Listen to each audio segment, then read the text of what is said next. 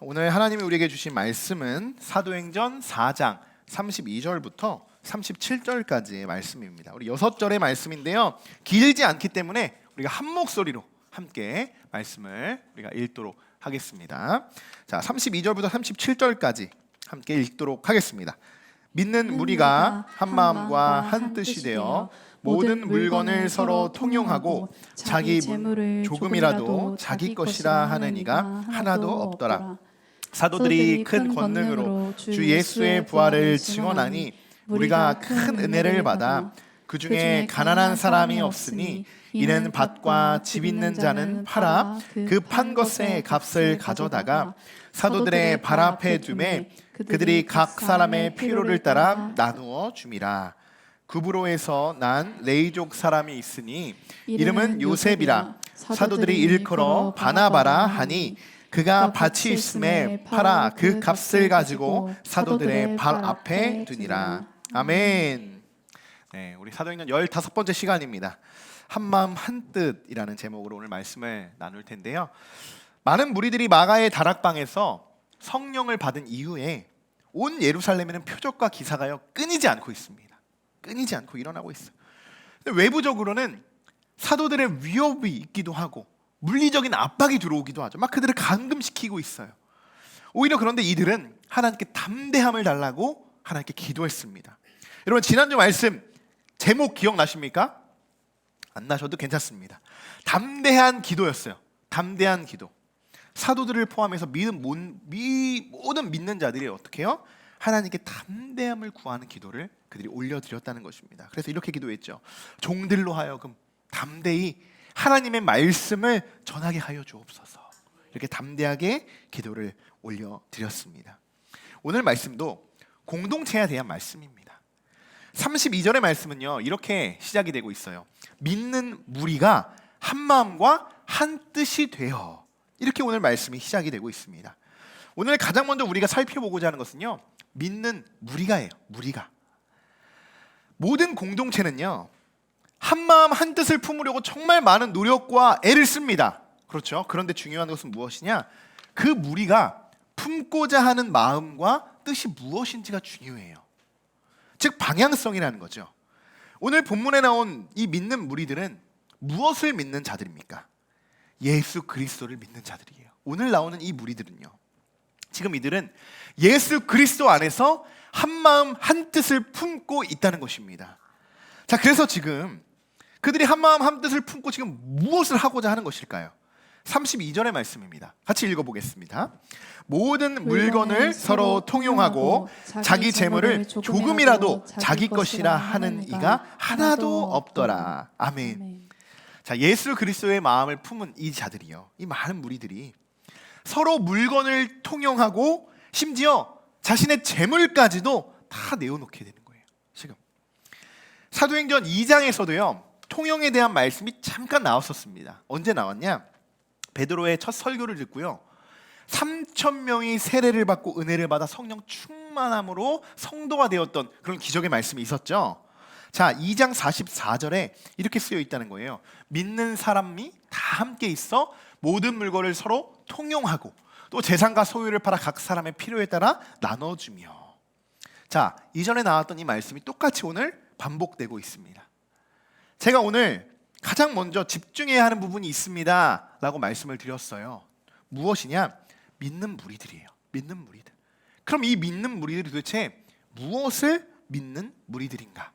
이것에 대해서 우리가 먼저 오늘 집중해 보고자 합니다.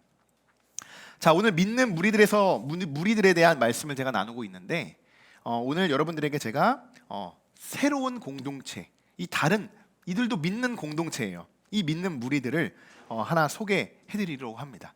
자, 그들의 무리의 공동체 이름은요 쿰난 공동체입니다. 쿰난 공동체. 혹시 들어보신 분들도 계실 것이고 처음 듣는 분들도 계실 거예요.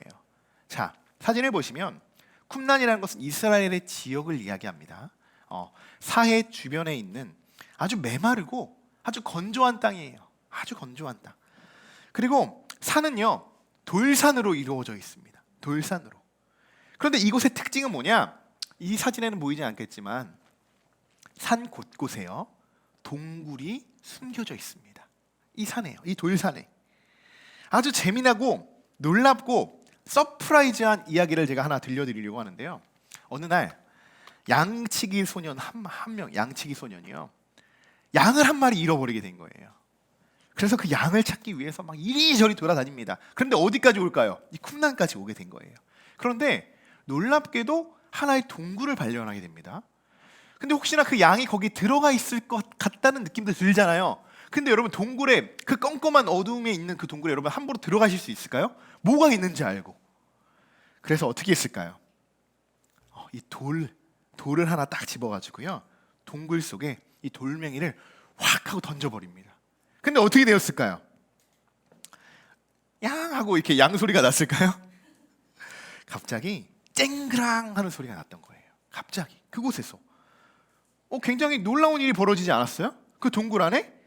자, 그래서 이상하다 싶다. 이상하다. 그래서 용기를 내 가지고요, 그 동굴 안으로 들어가 봅니다. 동굴 안으로. 그런데 어떻게 되었을까요? 그 동굴에 뭐가 있었을까요? 이렇게 항아리들이 있었어요. 항아리들. 그 속에는요, 이 항아리 안에는 무엇이 있었을까요? 저 옆에 뭐가 이렇게 막 쓰여져 있죠. 세계에서 가장 오래된 필사본 성경, 그 성경이 이 항아리 안에 들어가 있었습니다. 무려 1940년대에 있었던 일이에요. 얼마 되지 않았죠. 그런데 세계에서 가장 오래된 필사본 성경, 이사야를, 전체적인 이사야의 말씀이 기록되어 있는 성경이 여기서 발견이 됩니다. 이 사본을 우리는 뭐라고 이야기하냐? 사해사본이라고 이렇게 이야기합니다. 자, 쿰난이 나왔기 때문에요, 쿰난 어때요? 굉장히 좀 중요한 지명이 됐겠죠. 아주 중요한 지명이 됐겠죠. 이 양치기 소는요, 이 문서가 어떤 문서인지도 모르고요, 아주 값싼 그것에 팔아 넘깁니다. 근데 그것을 산 사람은요, 알아요, 이 값어치를. 그래서 또 일을 시켜서 더 좋은 게 있는 거 아니냐 하고 또 구해오라고 이렇게 시킵니다. 근데 나중에 알고 보니까 전 세계에서 가장 오래된 사해사본이라고 그렇게 밝혀지게 된 것이죠. 자, 쿰난이 나왔기 때문에 여러분들의 쿰난이 어떠한 중요한 지역인지를 소개를 해드린 거예요. 먼저 이러한 지역이 쿰난입니다. 이렇게 훗날 쿰난 지역에는요, 이 유대 종파, 사두개파, 바리새파 있죠. 또 하나 오늘 이 쿰난 공동체를 소개하기 위해서 에세네파라는 이 종파드가 또 하나 있습니다. 에세네파들은 무리들을 중심으로 공동체 생활을 하는 그런 무리들이었어요. 그래서 아예 쿰난이라는 이곳에서 자리를 잡아서 공동체 생활을 하는 것이에요. 자, 유대 종파들은 다 각자의 특징이 있습니다. 사두개파의 특징은 지난 시간에 소개드렸죠. 이들은 뭐 다른 특징도 있겠지만 부활 신앙을 믿지 않는다는 것이 아주 대표적인 특징이었습니다. 쿰난 공동체도 여러 가지 특징이 있는데요, 가장 큰 특징을 뽑아본다면요, 첫 번째는 아까 말씀드렸듯이 종교적인 공동 생활권을 만들어 살아간다는 겁니다. 종교적인 생활권을. 그리고 두 번째는 그 안에서 철저한 금욕주의 생활을 한다는 것입니다. 이 두 가지의 특징이 쿰난 공동체의 특징입니다. 오늘 여러분들에게 쿰난 공동체를 소개드리는 이유도 이 부분 때문이에요. 그래서 오늘 이 믿는 무리들, 우리가 앞서 사도행전에 나오는 이 말씀, 이 믿는 무리들과 오늘 쿰난 공동체의 무리들은 어떻게 다른지를 한번 비교해 보고자 제가 쿰난 공동체를 여러분에게 소개해드렸습니다. 자, 이 두 무리의 가장 큰 공동체는 무엇이냐? 통용이라는 거예요. 통용. 이 안에서 함께 통용하고 있다는 거예요. 한 마음 한 뜻으로 하나의 공동체를 형성해 나가는 것이 매우 중요하다라고 말씀을 드렸듯이요, 이 두 무리는 지금 하나같이 동일하게 한 마음 한 뜻을 품고 있습니다. 동일하게 서로 가진 것을 내어주고 통용하고 있어요. 심지어 지금 이 성경에서 나오는, 이 사도행전에 나오는 이 무리들보다요, 더 앞서서 통용을 실천했던 이들이요, 쿰난 공동체이기도 했습니다. 먼저 이 통용을 실천했던 자들이 쿰난 공동체라는 거예요. 그런데 이들의 통용을 얼핏 보면요, 같은 통용처럼 보일 수 있습니다. 그런데 그 내면의 통용을 보면 전혀 다른 통용이다라는 것을 알 수 있어요. 결론부터 말씀을 드린다면 쿰난 공동체의 통용은요, 법규에 의한 강제적 통용이었습니다. 어느 한 교수가요, 쿰난 공동체의 특징을 설명한 자료예요. 그 교수가 이렇게 그 공동체를 분석하고 해석합니다. 이렇게 쓰여져 있죠. 두 번째 문단에 이렇게 쓰여서 정회원이 되면 전 재산을 헌납하는데 물건 통용과 자발적 가난은 빈부의 차별이 없는 메시아 시대의 완성이다라고 주장하는 이들이 쿰난 공동체입니다. 자, 정회원이 되면 전 재산을 헌납한다는 거예요. 정회원이 되면 그 뒤에 말들은 뭐 좀 그럴듯합니다. 그럴듯해요. 그런데 문제는 뭐예요? 이미 조건이 붙어 있다는 겁니다. 조건이. 어떤 조건이요? 정회원이 되면이라는 조건이에요. 여러분, 이 공동체의 통용이 정말 하나님이 원하시는 통용일까요? 이 쿰난 공동체의 통용이 정말 하나님이 원하시는 통용일까요? 그렇지 않을 겁니다. 자, 그럼 이번에는 사도들의 무리들, 사도들의 통용은 어떻게 이루어지고 있는지 우리가 살펴볼 텐데요. 오늘 말씀 33절의 말씀을 우리가 함께 살펴보도록 하겠습니다. 같이 읽어보겠습니다. 사도들이 큰 권능으로 주 예수의 부활을 증언하니 무리가 큰 은혜를 받아. 아멘. 자, 통용의 조건을 한번 찾아보십시오. 통용의 조건. 어떤 사람들이 통용할 수 있는 것입니까? 무리가 무엇을 받았다고 쓰여졌죠? 무엇을? 은혜를 받아. 정회원이라는 말이 있어요, 여러분? 없어요. 은혜를 받아. 사도들의 무리와요, 쿰난 공동체의 무리는요, 분명히 똑같은 삶을 살아가고자 합니다. 방향성이 똑같아요. 한 마음 한 뜻을 품어갑니다. 똑같이 통용하는 삶을 살아가고자 그렇게 그들은 늘 하루하루를 살아가고 있습니다. 그것을 위해서 이 두 무리들은 정말 마음을 다하고 뜻을 다하여 이것이 하나님이 원하시는 통용이다, 그렇게 확신하며 살아가고 있다는 거예요. 그렇게 실천하고 있다는 거예요.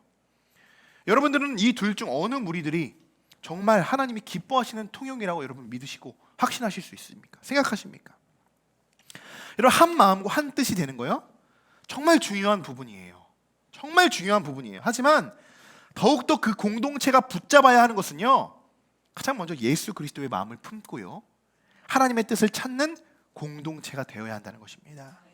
이 기준이 흔들릴 때 공동체의 정체성도 흔들리게 되는 것입니다. 하나님은 어느 누구에게도요, 재산을 팔아서 헌신해 라고 말하지 않습니다. 어느 성경에도 그렇게 쓰여져 있지 않아요. 이러한 통용은 강요하고 있지 않아요. 또 누구도, 어느 사도도, 어느 목회자도 통용에 대해서 강요할 수 없습니다. 그것은 인간이 주는 마음이에요. 그런데 여러분, 인간은요 어떻게 하냐? 말은 그렇습니다. 통용한다 라고 말은 자발적으로 하지만요, 스스로 그 기준을 세워요. 통용에 대한 스스로 기준을 세우고 정당성을 부여하고 있다는 것입니다. 물론 그들도 처음부터 그렇진 않았겠죠. 처음부터 그렇지 않았을 거라 저도 믿어요. 그런데 그 통용의 그 마음 정체성이 언제부터 흔들렸겠습니까? 언제부터 무너졌겠습니까?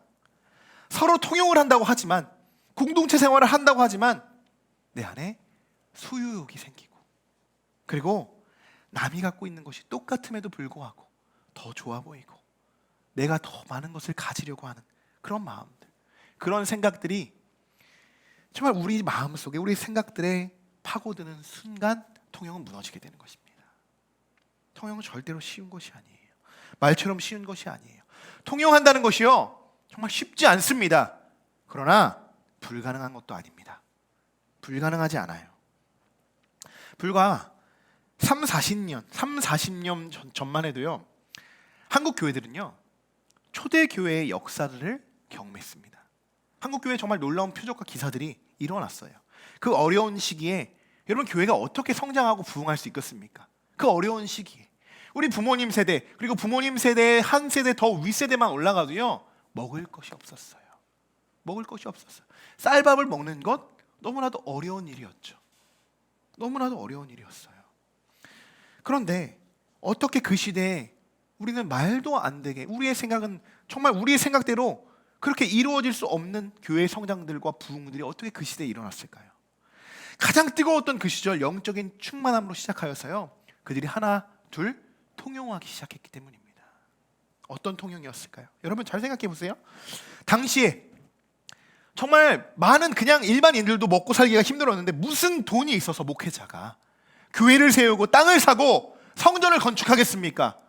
그 당시 목사들이 뭐가 있다고요? 그래서 솔직히 요즘 목사들은요, 그래도 굶어 죽진 않아요. 라면만 먹지 않습니다. 고기도 먹을 수 있는 목회자들이에요. 솔직히 말씀을 드리면요, 그만큼 평균적인 수치가, 경제적인 삶이 올라갔다는 이야기예요. 그런데 3, 40년 전만 해도요, 목회자들은요 쌀이 없어서 성미가 들어오는 쌀로 밥을 해먹었던 그 시절이었어요. 쌀이 섞이고 섞여요. 그런데 어떻게 해요? 영양가 있는 쌀이 섞입니까? 벌레들도 섞이잖아요. 그런데 그 하나하나 골라가면서 그 한 끼를 먹으려고 그 목회자들이 그렇게 늘 생활하던 그런 시대였는데, 어떻게 지금보다 더 아픈, 정말 어려움을 겪은 시대인데 어떻게 교회는 지금보다 더 성장하고 부흥할 수 있겠냐는 거예요. 어떻게? 놀랍지 않습니까? 근데 보십시오, 그렇게 성장했던, 그렇게 통용했던 한국 교회들이요, 지금 내노라 하는 이름 있는 교회들로 다 성장하고 부흥되었습니다. 지금요. 여러분, 저도 그래요. 우리 메가처치, 우리 한국 교회 큰 교회들도요, 보면서 비전 교회들은 그렇게 생각할 수 있어요. 아, 저렇게 대형 교회들 저렇게 하면 돼, 이렇게 생각할 수 있지만요, 큰 오산입니다. 큰 교회가 될 수 있는 것은요, 그만한 능력이 있기 때문에 큰 교회가 되는 거예요. 저도 지금 정말 하나부터 쌓아가지만 저도 인정합니다. 하지만 그 큰 교회들도요, 잘못 쌓아갈 때는 어때요? 하나님이 무너뜨려요. 그것도 분명히 하나님이 보여주십니다. 그것을 보여주고 계세요. 여러분, 한국 초대교회는 이것을 경험했던 교회들이에요. 한국 교회는 이미 이것을, 하나님의 역사하심을 경험했습니다. 목사 한 사람이 세운 것이 아니라 성도들의 헌신과, 어떤 이는요 자신의 땅을 팔아가지고 교회에 다 헌물한 자들도 있고요, 어떤 사람들은요 자신의 집을요 교회당, 예배당으로 헌물하여서 그 집이 예배당으로 사용하여서 그 집이 또 건축해서 번성한 교회들도 이 땅에, 이 시대의 교회들이 그렇게 건축되고 사용되어졌다는 것입니다. 지금은 어떻습니까? 자본주의 시대를 살아가는 우리들에게 있어서 더 이상 통용은요 아름다운 단어가 아닙니다. 통용이라는 것, 아니요, 헌신, 섬김이라는 단어만 들어가도요 우리는 부담감을 느껴요. 너무나도. 저는 참 감사한 것이 하나 있어요. 코로나 시대에 개척을 하면서 하나님의 일하심을 경험했기 때문입니다. 정말 가진 것이 하나도 없었어요. 탈탈 털어서 정말 보증금 낼 수 있는 돈이 전부였습니다. 정말요. 그런데 공사를 해야 되고, 뭐 성물을 채워 넣어야 되고, 심지어 의자와 악기들, 심지어 이 십자가도 없었습니다. 그 당시에는요, 십자가도 없어. 처음에는 우리 함께하는 교회 파일럿 예배를 드릴 때는 십자가도 없이요, 요거 하나 딸랑 놓고 예배를 드렸어요. 여기 악기도 없고 아무것도 없었어요. 피아노도 없었고 아무도 없었어요. 그런데 여러분, 이제 곧 설립 예배를 드려야 되고 이제 준비를 해야 되는데 어떡하죠? 그래서 하나님 어떡합니까? 그냥 기도하는 거예요. 하나님이 어떡합니까? 믿음으로 기도하는 겁니다. 그런데 저는 지금에 단 한 번도 기도를 하면서요 불안한 마음을 주시지 않았어요. 그러니까 맨 땅에 헤딩이 있겠죠? 자, 하나님이 분명히 일하실 거라는 걸 그냥 저 확신했습니다. 믿고 구하는 거예요. 지금 보십시오. 모든 것이 다 하나님이 갖춰지게 하나님이 일하지 않으셨습니까? 십자가를 만드신, 누가 만들어주신지 모르지만 지금 이 자리에 함께 예배를 드리고 계십니다. 이만큼 하나님의 은혜가 어디 있겠습니까? 어디 있겠어요? 하나님이 그 필요에 따라서 다 채우시고 그 순간순간마다 하나님이 넉넉하게 우리들에게 채워주시는 줄 믿습니다. 제가 그러면서 오늘 이 말씀이 떠오르더라고요. 같이 한번 이 말씀을 읽어볼까요? 이 말씀이 같이 한번 읽어보겠습니다. 여호와는 나의 목자시니 내가 부족함이 없으리로다. 아멘. 네, 제가 오늘 말씀을 준비하면서 이 말씀이 또 한번 떠오르네요. 제가 이 말씀 한번 여러분들에게 한번 말씀드린 적이 있는데, 이 말씀이 어떤 말씀이에요? 저에게 어떤 말씀인가? 제가 처음 신학교에 갈 때 자소서, 자기소개서를 써야 되잖아요. 근데 뭐 음악만 했던 제가, 뭐 스틱만 들었던 제가 뭐 펜을 들어봤겠습니까? 무슨 말을 써야 될지 모르겠는 거예요. 그래서 그냥 이 말씀 한 구절을 다 쳤어요. 그냥. 그리고 나서 자기소개서를 이제 작성했습니다. 저는 이렇게 하나님이 정말 부족함 없이 채우실 거라는 뭔가 믿음의 확신이 있었어요. 그때도 그랬습니다.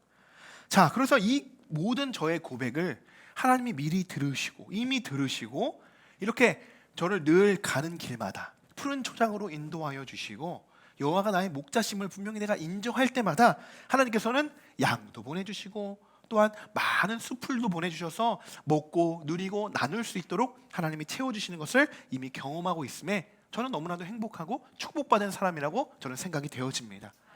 그것 저뿐만 아니라 우리가 그것을 함께 누리고 있어요. 그러니 우리 함께하는 교회 성도분들은 얼마나 행복한 줄 저도 믿습니다. 저는 이 시대에요, 통용이 있다면 정말 우리 함께하는 교회가 통용하면서 세워진 교회가 아닌가 생각되어져요. 왜 그런지 아십니까, 여러분? 하나님이 정말 필요를 따라 채우시고요, 순간순간마다요 은혜로서 모든 성물들을 채워주셨다는 거예요. 통용이 아니면 여러분 이거 채워질 수가 없는 겁니다. 통용이 아니면 그분들이요, 뭐 저랑 뭐 친분이 있는 분들도 있겠지만 10년, 20년 함께 지냈던 분들일까요? 그런 분들도 아니었어요. 심지어요, 누군지도 모르는 분들, 그러한 분들이 교회의 계좌로 함께 헌물도 하시고 무엇도 또 지원해 주시고, 그렇게 해서 여러분 지금 우리가 이렇게 앉아 있고 예배를 드리게 된 것입니다. 이렇게 함께하는 교회는 모든 부족함 없이 하나님이 채워주셨는데요, 이 채워질 수 있는 것은 저의 능력이 절대로 아닙니다. 능력이 아니에요. 또 그분들에게도 하나님이 주실 수 있는, 하나님이 부어진 은혜가 있었던 것입니다. 그렇기 위해 통용할 수 있었던 것이죠. 오늘 33절의 말씀처럼 은혜 받은 수많은 사람들이요, 하나님의 교회를 세워가는 데 있어서 통용할 수 있는 마음을 허락해 주신 줄 믿습니다. 그리고 하나님께서는 건물과 모양으로만 채우지 않았어요. 건물만. 지금처럼 우리가 함께 이렇게 모여서 예배할 수 있도록 하나님 우리를 이 자리에 불러주셨지 않습니까? 또한 이것이 저는 이 시대의 진짜 통영 중에 일환이라고 생각돼요. 집니다. 심지어 지금 온라인으로도 우리가 함께 예배 드릴 수 있잖아요. 이러한 환경 속에서 우리 함께하는 교회가 그것도 다 준비해서 또 많은 사람들이 어디에서든 예배 드릴 수 있는 이러한 마음들과 준비되어져 있는 이런 부분들도요, 다 통영의 일환이라고 저는 생각이 되어져요. 우리 앞으로도 계속 우리가 집중해야 하는 것은요, 예수님 안에서 정말 우리가 어떻게 해야 한 마음 한 뜻을 우리가 품을 수 있을까? 어떻게 해야 우리가 정말 하나님이 세운 기준에서 벗어나지 않게 우리가 하나님 앞에서 한 마음 한 뜻을 품을 수 있을까? 우리가 함께 고민하고 기도하고 중보하면서 정말 이 시대에 맞는 통용하는 삶, 통용하는 함께하는 교회가 되기를 주님의 이름으로 간절히 축원합니다. 33절과 34절의 말씀을 보시면 이런 말씀이 있습니다. 자, 우리 한번 같이 읽어보겠습니다. 이는 밭과 집 있는 자를 팔아 그 판 것의 값을 가져다가 사도들의 발 앞에 두매 그들이 각 사람의 필요를 따라 나누어 줌이라. 아멘. 자, 밭과 집을 팔아서 어디에 가져다 줍니까? 그들이 어떻게 하죠? 사도들의 발 앞에 두게 됩니다. 사도들의 발 앞에.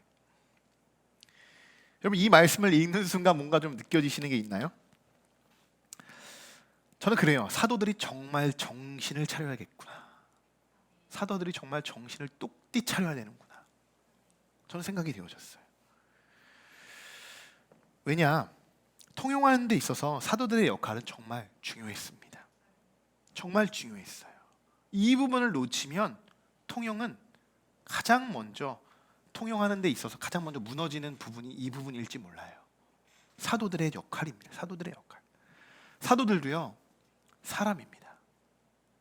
목회자도 사람입니다. 사람에게 통용을 할 때가 있어요. 그리고 사람도 그 통용을 사람으로 받아들일 때가 있어요.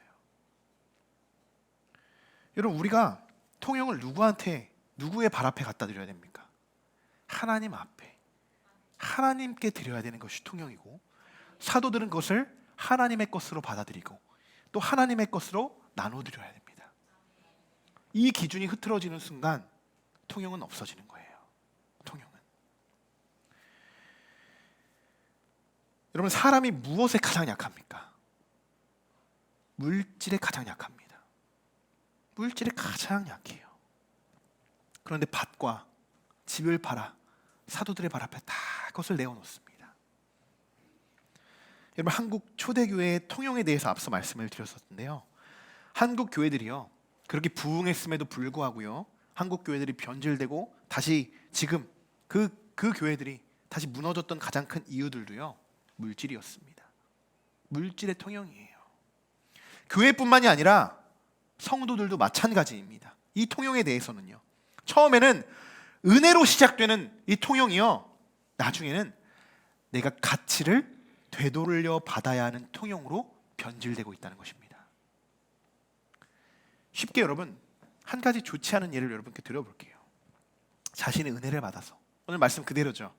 통용할 수 있는 마음도 은혜를 받아야 주는 거예요. 은혜를 받아서 내가 통용합니다. 그것이 어떤 것이든 통용합니다.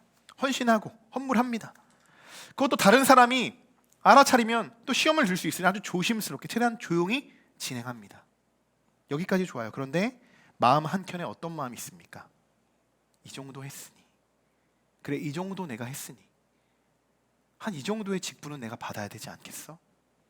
이 정도의 대우는 내가 이 교회에서 받아야 되지 않겠어? 내가 이 정도는 이 교회에 헌물하고 헌신했으니 그리고 나의 권위가 이 정도는 되지 않겠어? 여러분 솔직히 이러한 마음 한켠에 이러한 마음이 자리 잡게 되는 것이 사실이기도 합니다. 우리의 연약함이에요. 그런데 또 교회의 입장, 목사의 입장은 어떤지 아십니까? 그래 이렇게까지 해주셨는데 직분이라도 하나 해줘야 되는 거 아닌가? 이렇게까지 했는데 부장 정도는 내년에 하나 맡겨줘야 되는 거 아닌가? 너무나도 슬픈 현실이죠. 정말 저도 너무나도 안타깝다고 생각이 되어져요. 정말 한국 교회들에 대해서 솔직하게 지금 한번 이 부분을 말씀드려보는 것입니다. 우리는 어떻게 해야 되는가? 우리는 어떻게 어떠한 마음으로 한 마음 한 뜻을 품고 이 부분들을 문제를 풀어나갈 것인가? 이런 일들이 지금 여러분 빈번히 일어나고 있다는 것입니다. 여러분 이것이 통용입니까? 아니면 뇌물입니까? 우리 교회는요 여러분 지금 분위기가 너무나도 가라앉았는데 갑자기 우리 교회는 여러분 집사 직분을 받든 권사 직분을 받든 장로 직분을 받든 수건 한 장 하시면 안 됩니다. 철칙이에요. 저희 철칙. 수건 한 장 하시면 안 돼요. 오히려 저도 배운 거예요. 수원의 모 교회에서 아주 너무나도 잘 이것을 실천하는 있는 교회가 있어서 이거는 우리 교회에 가져와야겠다라고 저도 배운 거예요. 저는 그래서 권사님이 되시는 권사의 직분을 받으신 분들에게는요, 권사님 교회에 차량이 없는데 차를 좀 이렇게 해주셔야 되는 아니에요. 절대 그렇지 않겠습니다. 우리 권사님 되시는 분들에게 제가 쌀 한 가마니를 선물해 드릴 겁니다. 왠지 아세요? 밥 먹고 힘내시라고요. 교회 일 열심히 하시라고요. 그냥 이제 권사니까 권사 됐어. 저 한 칸 뒤에 가서 앉지 마시고요. 밥 먹고 힘내시라고요. 그래서 교회 일 더 열심히 하시라고요. 그리고 우리 장로님 되실 분들 다 우리 후보자 아니겠습니까? 장로님 되실 분들에게는요 운동화를 선물해 드릴 겁니다. 구두도 아니에요. 구두도 아니야. 막 멋있는 막 이게 삐까번처럼 명품 구두 아니에요. 그냥 운동화. 왜 운동화인지 아십니까? 다른 성도들보다 더 빨리빨리 뛰어다니시라고요. 교회에서 집사가 이렇게 엉덩이가 무거워서 못 일어나. 장로가 일어나서 집사 일으켜 주시고요. 새로운 사람 원래 맞이하러 가고요. 차량 운에 있으면 장로가 가는 거예요. 그게 장로입니다. 그냥 와서 그냥 발장 끼고 그래 오늘 목사님 또 똑같은 소리 하네. 저 성도 왜 안 왔어? 왜 지난주에 안 왔어? 이렇게 막 핍박하고 막 성도들 분란을 일으키는 것이 장로가 아니고요. 내가 먼저 기도의 자리로 찾아가는 것이 장로예요. 내가 먼저 성도들을 맞이하고 먼저 손을 내미는 게 장로라는 것이에요. 운동화 받고 싶으신 분, 네, 열심히 기도하시고 헌신하시기 바랍니다. 네, 그래서 우리는 이렇게 우리 교회가 철칙이에요. 저희 철칙 처음부터 잡은 거예요. 그렇게. 그래서 우리가 앞으로 우리 직분자들은 교회가 헌신하고 이것은 뭐 저희가 받은 게 아니잖아요. 제가 드리는 것이 아니라 저희도 이미 하나님께 받은 것을 여러분들이 통용한 이것을 저도 그대로 여러분들에게 통용으로 그것을 사도의 역할로서 그것을 통용해 드리는 것뿐입니다. 그렇기 때문에 뭐 수건, 뭐 떡 이런 거 할 필요 없어요. 그냥 열심히 쌀밥 드시고 더 뛰어다니시면 됩니다. 뭐 더 이상 말씀드리지 않겠어요. 여러분 통용을 빙자하여서 내가 갖고자 하는 것 여러분 소유하지 않기를 소망합니다. 직분은 소유함으로 받는 것이 아니에요. 은혜로 받는 것입니다. 다음 시간에 우리가 함께 나누겠지만 오늘 마지막 통용에 대한 말씀을 우리가 소개하면서 누가는 누구를 등장시키고 있는지 아십니까? 바나바를 등장시키고 있어요. 바나바. 그도 자신이 가지고 있던 모든 밭과 또 모든 것을 가지고 팔아서 통용했던 자였습니다. 바나바가 누구예요? 사도 바울의 아주 귀한 동역자잖아요. 나중에 그런 동역자인데요. 그가 처음에 소개될 때는 이렇게 소개돼요. 통용했던 사람 한 사람 중에 한 명이었습니다. 한 명. 근데 많은 사람들 무리들이 통용했습니다라고 앞에서 기록되고 있는데 왜 바나바만 이름을 딱 특정하여서 왜 여기다가 딱 끼워놨을까? 이 두 구절을. 그것은요. 궁금하시죠? 다음 주에 설명해 드릴 거예요. 다음 주에. 살짝 알려드리면 아나니아와 삽비라의 말씀이 다음 시간의 말씀이에요. 그들이 어떻게 다른지, 그들이 바나바와 어떤 차이점이 있는지에 대해서 먼저 통용에 대한 올바른 통용이 무엇인가에 대해서 알려주기 위해서 바나바가 등장하고 있는 것입니다. 자, 오늘 말씀을 우리가 다시 한번 정리하고자 합니다. 오늘 말씀을 통해서 우리는 한번 점검해 봐야 돼요. 우리 함께하는 교회는 어떤 무리의 공동체인가? 무엇을 위해서 모이고 무엇을 위해서 힘쓰고 있는가? 그리고 나는 하나님이 세우신 교회를 위해서 어떤 방법으로 나는 통용하고 있는가? 여러분 꼭 물질만이 여러분 통용이라고 생각하지 마십시오. 물질만이 통용의 방법이 아닙니다. 물질만이요. 함께 예배하고 함께 기도하고요. 모든 우리가 함께 신앙생활하는 것 자체가요. 하나님이 만드신 공동체 안에서 신앙생활하는 자체가요. 통용이에요. 통용. 이 시대의 통용이죠. 특별히 이렇게 작은 비전 교회에서도 서로 교제하고 섬기고 서로가 희생하는 것 자체가 통용인 줄 믿습니다. 이 시대에 여러분 정말 가난한 사람이 누구예요? 정말 가난한 사람. 예수님을 모르는 영적 빈곤에 빠진 사람들이 정말 제일 가난한 자들입니다. 예수님을 모르는 자들이에요. 그들이 진짜로 가난하고 불쌍한 사람들인데 그런 자들에게 우리들이 다가가서 복음을 전하고 우리와 함께 영혼 구원을 받는 것이 또한 전도의 통용인 줄 믿습니다. 통용이 너무 어렵고 뭐 1차적인 것으로만 여러분 생각하지 마십시오. 대부분 통용하면 이 말씀 본문만 읽으면 그렇잖아요. 성도분들도 읽으면서 목사님이 또 뭔가 또 이렇게 헌신하라는 거 아니야? 뭔가 또 이렇게 또 통용해야 된다고 말씀하는 거 아니야? 라는데 여러분 전혀 다른 통용으로 여러분들에게 설명하고 저도 한 주간 너무 많이 오히려 이렇게 유명한 말씀 구절 있죠? 우리가 너무나도 잘 아는 말씀 구절이 있을 때 설교자는 더 어렵습니다. 네. 어떻게 우리 성도들에게 이것을 풀어서 해석해야 될까? 어떻게 우리들에게 적용해야 될까? 그래서 저는 저에게 이러한 말씀들 한 주간 정말 많은 기도와 준비로 말씀을 준비했는데 정말 1차적인 통용만 여러분 생각하지 마시고 우리가 함께 통용할 수 있는 것이 무엇인지 이 시대의 통용이 무엇인지 우리가 한번 생각해보고 적용해봤으면 좋겠습니다. 가장 중요한 거 여러분 잊지 말아야 하는 것은요. 가장 먼저는요. 그 통용은요. 무조건 은혜로 시작되어야 된다는 겁니다. 은혜로. 은혜 받지 않으면 통용할 수 없는 거예요. 은혜로 시작해야 되고요. 그 은혜가 우리 수요일날 중동 모임 말씀인데요. 내 은혜가 내게 족하다. 이 말씀. 그렇게 우리가 진심으로 하나님께 고백하게 될 때 하나님 우리들에게 더 큰 축복을 허락하여 주실 줄 믿습니다. 이번 한 주간도 예수님 안에서 한 마음 한 뜻을 품고 정말 이 시대에 우리에게 주어진 통용을 이루어 나가시는 모든 성도분들 되시길 주님의 이름으로 간절히 축원합니다.